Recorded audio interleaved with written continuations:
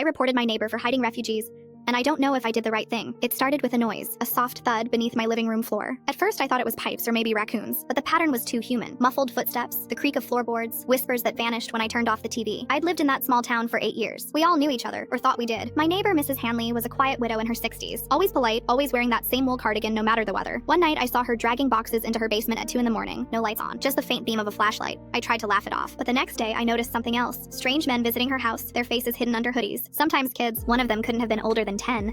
Something in me twisted. I told myself I was being paranoid, but the news had been full of stories lately. Border crackdowns, illegal crossings, smuggling operations. And suddenly, I couldn't stop imagining what might be happening just 20 feet from my kitchen window. I decided to talk to her. I knocked on her door one morning, holding a plate of cookies like I used to when new neighbors moved in. She opened the door just enough to look out. Her eyes darted behind me. "Morning, Mrs. Hanley," I said, trying to sound casual. "Everything all right? I thought I heard something last night." She froze. Then she smiled, but it didn't reach her eyes. "Just plumbing work," she said. "Old house. You know how it is. Except there was no truck, no contractor, no noise of repairs."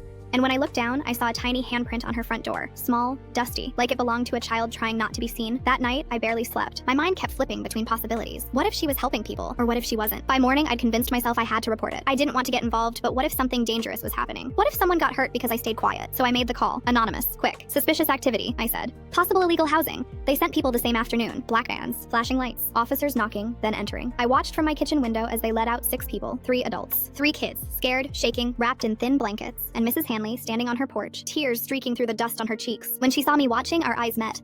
For a second, she didn't look angry. She looked heartbroken. The officers left that night. Her house went dark, and I stood there, the weight of silence pressing down on me like wet concrete. A few days later, an officer came to my door to follow up. He thanked me for the report, said they'd found undocumented refugees, people hiding from a war overseas. "You probably saved lives," he told me, but it didn't feel like saving, because the next morning, a local paper ran a small piece. "Widow arrested for harboring foreign nationals." There was a photo, her mugshot, eyes red, lips trembling. And below it, a quote from one of the neighbors. She was helping them, feeding them, keeping them safe. I dropped the paper. My throat went dry. Later that week, I saw something strange on my porch. A small crumpled envelope, no return address. Inside was a child's drawing, 6 stick figures holding hands in front of a little brown house. At the top, in uneven letters, "Thank you, miss." She was kind. That's when it hit me. They weren't hiding from the law. They were hiding from what the law had done to them. Now, every time I pass that dark, empty house, I think about what I did. About how I chose right over human. Sometimes at night, I still hear that sound. Soft footsteps, whispers that fade as I wake. But maybe that's just guilt reminding me that justice isn't always the same thing as goodness.